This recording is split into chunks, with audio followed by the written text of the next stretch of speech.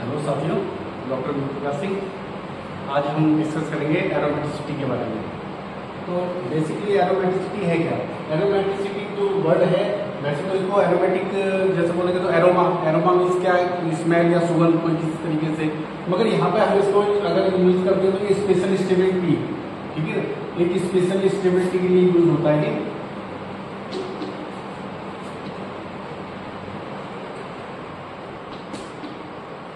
आप देखते होंगे कि बेंजीन के ऊपर जो है आपके 3 डबल बॉन्ड है।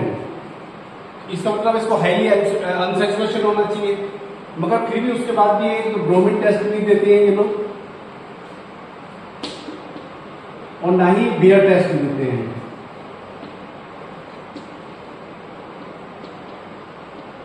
बल्कि एल्कीन्स के अंदर ये टेस्ट इजीली हो जाते हैं, मगर एरोमेटिक कंपाउंड्स में, यानी जो एरोमेटिक कंपाउंड्स हैं, ये टेस्ट नहीं देते। अगर इसमें अगर देखा जाए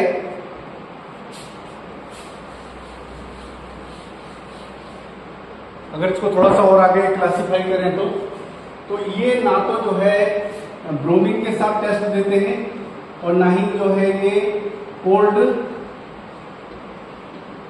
KMnO4 के साथ टेस्ट देते हैं। जिस तरीके से एल्कीन्स के साथ ये टेस्ट देते हैं, इस तरीके से ये एरोमेटिक कंपाउंड्स जो होते हैं इनके साथ रिएक्शन नहीं देते, तो बल्कि ये देखा जाता है कि हाईली अनसैचुरेटेड होते हैं ये कंपाउंड्स। उसके बाद भी 3 डबल होने के बाद भी, ठीक है, सीधा एरोमेटिसिटी पे आते हैं। तो अगर कहते हैं अगर कोई भी कंपाउंड अगर एरोमेटिक है तो उसके एरोमेटिक होने के लिए उसके लिए जो है उसको सबसे पहले क्या होना चाहिए, रिंग स्ट्रक्चर होना चाहिए उसका, या आप कह सकते हैं कि साइक्लिक, उसका साइक्लिक होना मस्ट है। दूसरा जो कंडीशन है वो आपको क्या है कि वो प्लेनर होना चाहिए, वो प्लेनर होना चाहिए। अगर वो प्लेनर है तो sp2 हाइब्रिड होगा,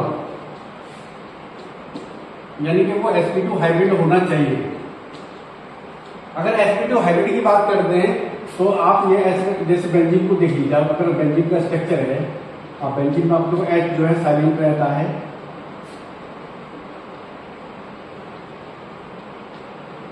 ठीक है, sp1 और p2, यानी कि ये जो कार्बन है ये क्या है, sp2।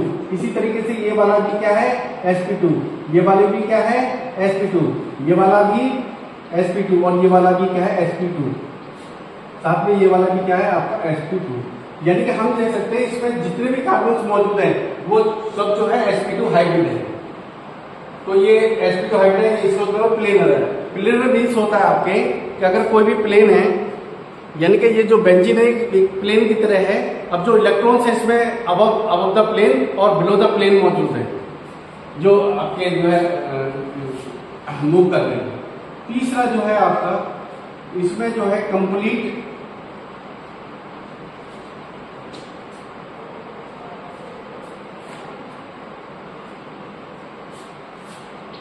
रीलोकेलाइजेशन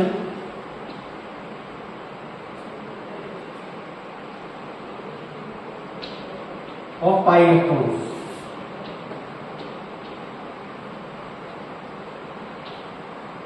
तो जो आपके पाई इलेक्ट्रॉन्स हैं इनका जो है कंप्लीटली जो है डीलोकलाइजेशन होना चाहिए। डीलोकलाइजेशन, ये वाला जो है यहाँ पर मूव कर जाएगा, ये वाला यहाँ पर मूव कर जाएगा, ये वाला यहाँ पर मूव कर जाएगा। तो ये किस तरीके से करते हैं और इनका कंप्लीट डीलोकलाइजेशन कैसे होगा ये हम देख लेते हैं।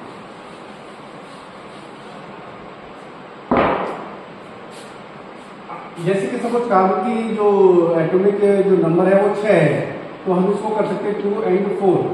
अगर इसका इलेक्ट्रॉनिक कॉन्फ़िगरेशन करेंगे तो अगर इसको ये 1s हो गया, यहाँ पर ये जो है आपका इस तरीके से,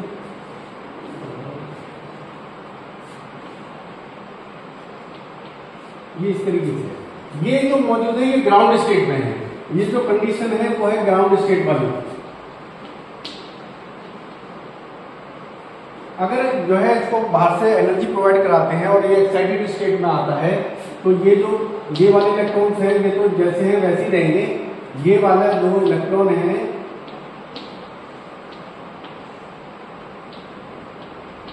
ये उनके यहां आ जाएगा। अगर हम पहले ही कर चुके हैं कि जो हमारे एरोमेटिक कंपाउंड्स होते हैं, ठीक है, उसमें sp3 हाइब्रिड होते हैं, इट मींस ये S यूज होगा, ये P1 यूज होगा, P2 यूज होगा। ये वाला जो है ये तो sp2 हाइब्रिड हो गए, मगर ये वाला जो है ये बिल्कुल प्योर स्टेट में मौजूद है। ये वाला जो इलेक्ट्रॉन है ये प्योर स्टेट में मौजूद है, जो कि हाइब्रिड नहीं हुआ है। ये वाले दोनों हाइब्रिड हो गए हैं, और मगर ये वाला जो है इसके साथ इसमें कोई रिएक्शन नहीं, कोई कुछ नहीं, ये प्योर स्टेट में मौजूद है हमारा। इसको लेके करेंगे तो sp2 हाइब्रिड। अब अगर इसके स्ट्रक्चर पे आएंगे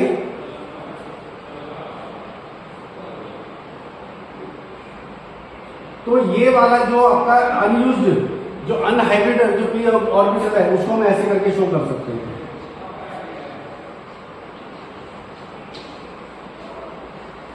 ये इलेक्ट्रॉन्स यहाँ पे मौजूद है। अब क्या है, जैसे अभी मैंने आपको बताया था ये एक ही प्लेन में है, तो जो इलेक्ट्रॉन्स हैं जो उसकी सराउंडिंग में रहते हैं अबव द प्लेन और बिलो द प्लेन रहते हैं, तो हम इसको ऐसे कर सकते हैं कंप्लीट। अगर सपोज ये इलेक्ट्रॉन यहाँ से जाता है, यहाँ पे ये वाला जाएगा यहाँ पर, ये वाला जाएगा यहाँ पर, ये वाला जाएगा यहाँ पर, ये वाला जाएगा यहाँ पर, ये वापस से लौट के आ जाएगा। इसको हम कह सकते हैं complete delocalization of pi electrons. तो ये हमारा ये वाली कंडीशन भी पूरी हो रही है। ये सब क्या एरोमेटिसिटी, अगर कोई भी कंपाउंड अगर एरोमेटिक है तो उसको ये 3 कंडीशन तो पूरी करनी होगी। और चौथी कंडीशन है हमारी आपकी हकल रूल को फॉलो करना चाहिए। हकल रूल यानी कि 4n+2 पाई।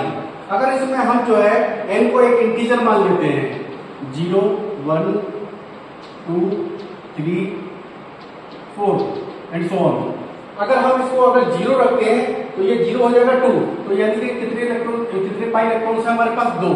अगर हम अगर 1 को रखते हैं तो यहाँ पर 1 रखते हो 4 × 1 4 + 2 यानी कि 6। इसी तरीके से 4 और यहाँ पर आ जाएगा 2 6, यहाँ पर 10 आएगा, यहाँ पर आ जाएगा 14। इसी तरीके से आप जब आप देखें नोटिस करेंगे तो 2 से 6 के उसमें 4 का गैप है, ठीक है, 6 to 10 4 का गैप है, 10 to 14 यानी कि जो गैप है जो आपका 4 का ही रहेगा।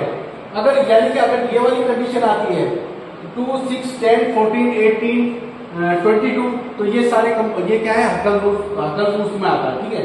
अगर ये 4 कंडीशन अगर कोई भी कंपाउंड अगर फॉलो कर रहा है, इट मींस वो जो है एरोमेटिक कंपाउंड है। अब एक बेंजीन के स्ट्रक्चर में आपको करके दिखा देता हूं मैं आपको।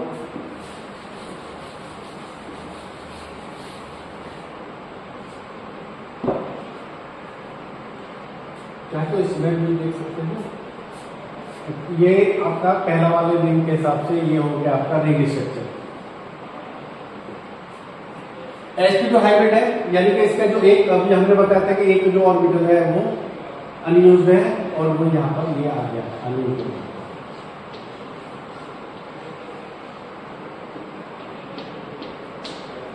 कंप्लीट डीलोकलाइजेशन ये आपको करके बता दिया, कंप्लीट डीलोकलाइजेशन हो रहा है।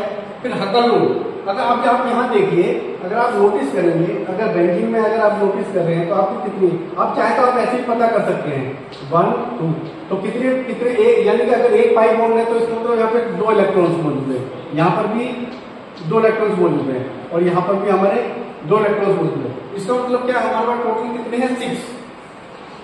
ये कंडीशन भी पूरी हो गई है और 4th वाले हकल रूल को मैं फॉलो कर रहा है, तो इट मींस ये क्या है एरोमेटिक कंपाउंड। तो इसी तरीके से इसको हम समझ सकते हैं। बाकी कंपाउंड्स भी हैं, एक बार आप करके देखें। Thank you.